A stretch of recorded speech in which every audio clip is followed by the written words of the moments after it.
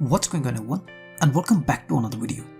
My name is Noman and today's analysis video is going to be about the 2009 Champions League semi-final between Inter Milan and Barcelona.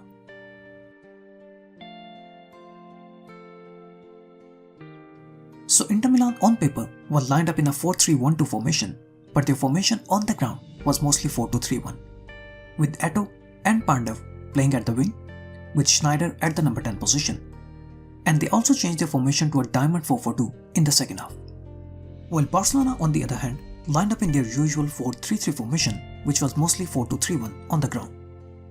Messi was constantly taking central positions more like a number 10, and Keita was moving from the midfield to occupy the left wing, with Pedro on the right wing. The game plans of both the teams were very clear right from the kickoff. Barcelona were going to take control of possession, while Inter Milan were happy to sit back and take their chances on transitions.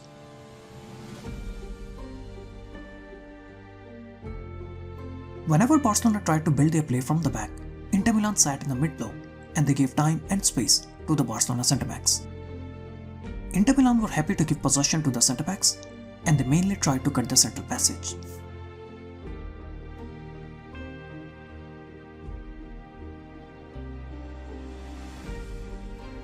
Inter Milan were trying to cut the central passing lanes and they were forcing Barcelona to the wide areas. And as soon as Barcelona played the ball to one of their fullbacks, this was the cue for Inter Milan to start the touchline high press.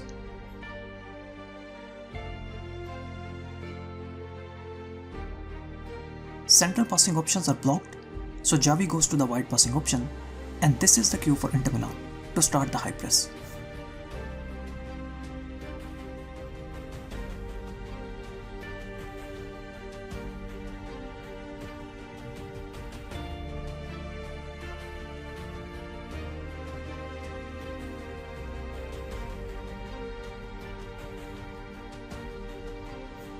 But as the game progressed, Barcelona found a way to build their play with ease. Whenever the Barcelona fullbacks moved up to receive the ball, the wingers immediately tried to close them down. Schneider was covering Xavi, while Sergio Busquets was often dropping in the defense during the build-up phase. So whenever the Inter Milan wingers moved to the wide areas to cover the Barcelona fullbacks, they left the spaces open in the middle for one of the Barcelona wingers to drop deep and receive the ball from one of their centre-backs.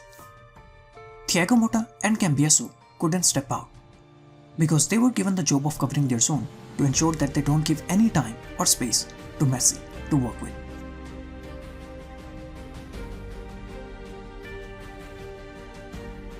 Schneider on Xavi, Eto'o on Maxwell, and Piqué is now looking to pass the ball to Dani Alves, so Pandev steps out to start the press.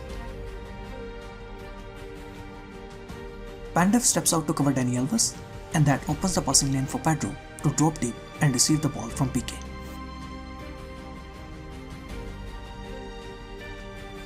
Thiago Motta also could not cover the space as he was busy covering Messi, and now Pedro has time and space to make the play for Barcelona.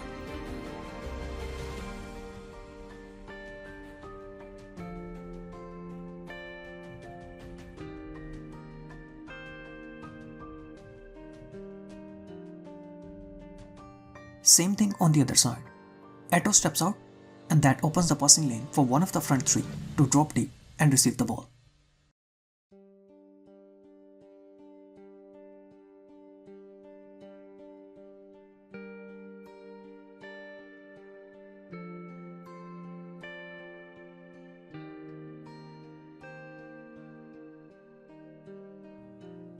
Inter Milan were sitting in the mid-block without possession, and they were only looking to press whenever Barcelona tried to enter their half.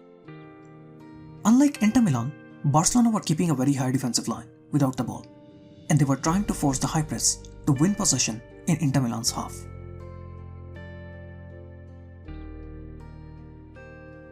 Not giving any time or space to the Inter centre-backs, winning possession in the opponent's half, and this change of possession resulted in Barcelona's first goal.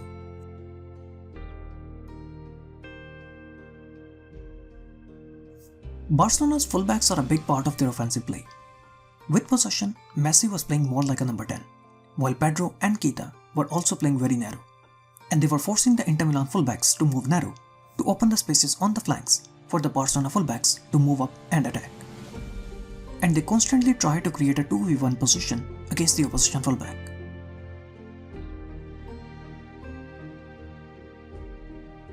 Kita forces Maicon to move narrow, and Maxwell is now totally free to attack the left wing.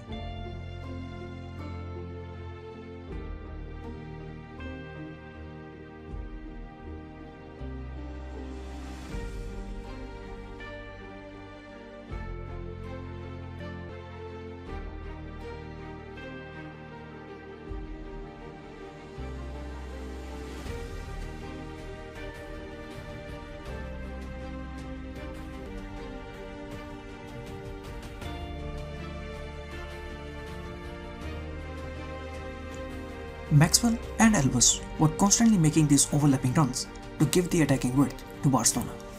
But the downside of these high fullbacks is the spaces available on transitions. And the combination of Milito, Eto'o and Pandev did a wonderful job of exploiting those wide spaces on transitions. And this is where Inter Milan created most of the problems for Barcelona.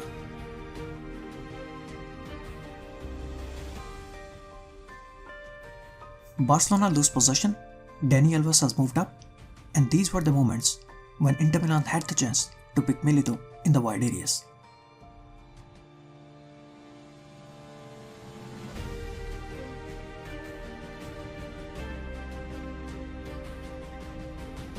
Once again, Dani Alves is got out of his position, and Schneider is totally free to exploit that wide channel, but Milito's pass was intercepted by Sergio Busquets.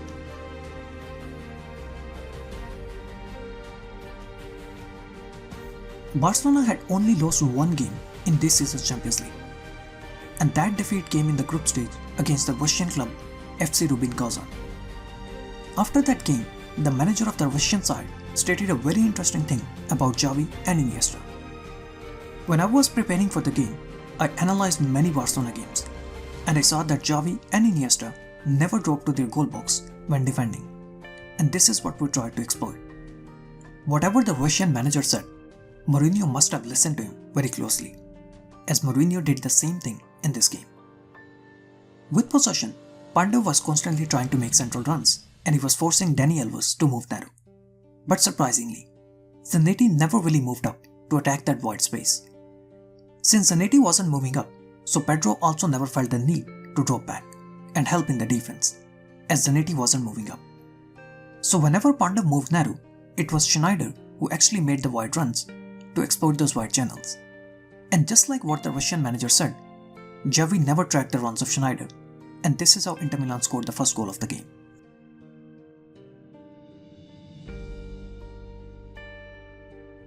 Pandev moves in and is forcing Dani Alves to move narrow.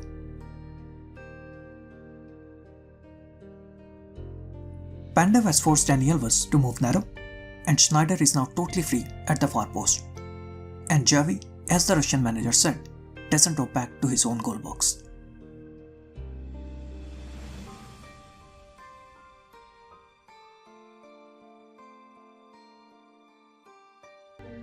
The score at halftime was 1-1, but Inter Milan came out really strong in the second half. Milito did a brilliant job in the first half of making runs in the wide channels behind the Barcelona fullbacks. And he kept repeating that same run behind the Barcelona fullbacks, and this is how Inter Milan scored their second goal of the game.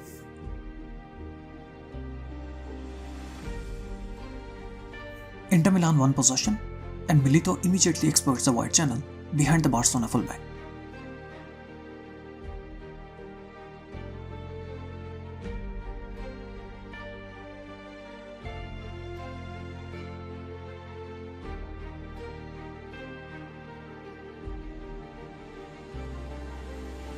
After scoring the second goal, Inter Milan became a lot more physical in their approach.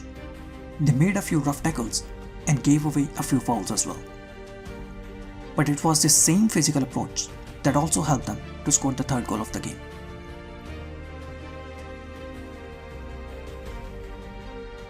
Thiago Motta makes a sliding tackle and he wins possession for Inter Milan.